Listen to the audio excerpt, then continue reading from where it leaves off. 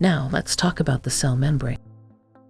The plasma membrane or the cell membrane is a fluid structure that surrounds the cell and creates a barrier between the external and internal environment. Much like a walled city, the membrane acts as walls that surround the citizen from the outside world. This membrane separates the fluid outside the cell called extracellular fluid or ECF, and the fluid inside the cell called intracellular fluid or ICF. Enclosed within this boundary are the cell's constituents, often large, water-soluble, highly charged molecules such as proteins, ions, nucleic acids, carbohydrates, organelles, and substances involved in cellular metabolism. Outside the cell, in the surrounding water-based environment, are ions, acids, and alkalis that are toxic to the cell, as well as nutrients that the cell must absorb to live and grow. The cell membrane is semipermeable, so there is the free exchange of certain substances between ECF and ICF. The cell membrane, therefore, has two functions. First, to be a barrier keeping the constituents of the cell in and unwanted substances out, and second, to be a gate allowing transport into the cell of essential nutrients and movement from the cell of waste products. The cell membrane is composed of three types of substances: proteins 55%, lipids 40%, carbohydrates 5%. Now let us go through the structural composition of the cell membrane. Cell membranes are composed primarily of fatty acid-based lipids and proteins.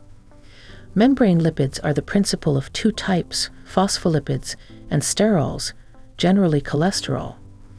Both types share the defining characteristic of lipids: they dissolve readily in organic solvents, but in addition, they both have a region that is attracted to and soluble in water.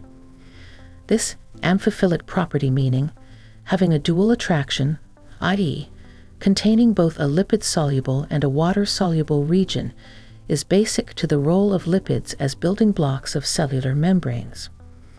Phospholipid molecules are arranged in two layers. Each phospholipid molecule resembles the headed pin in shape. The outer part of the phospholipid molecule is called the head portion, and the inner portion is called the tail portion. The head portion is the polar end, and it is soluble in water and has a strong affinity for water, meaning it is hydrophilic. The tail portion is the nonpolar end. It is insoluble in water and repelled by water, meaning it is the hydrophobic part of the membrane. Two layers of phospholipids are arranged in such a way that the hydrophobic tail portions meet in the center of the membrane. Hydrophilic head portions of the outer layer face the extracellular fluid, and those of the inner layer face intracellular fluid. Cholesterol helps to pack the phospholipids in the membrane. So cholesterol is responsible for the structural integrity of the lipid layer of the cell membrane. Now let's talk about the membrane proteins. They are also of two general types: integral proteins and the peripheral proteins. Integral or transmembrane proteins are the proteins that pass through the entire thickness of the cell membrane from one side to the other side. These proteins are tightly bound to the cell membrane. Examples of integral protein: cell adhesion proteins, cell junction proteins, some carrier proteins, channel proteins, some hormone receptors, antigens, some enzymes. Peripheral proteins or peripheral membrane proteins are the proteins that are partially embedded in the outer and inner surfaces of the cell membrane and do not penetrate the cell membrane. Peripheral proteins are loosely bound with integral proteins or the lipid layer of the cell membrane. So, these protein molecules dissociate readily from the cell membrane.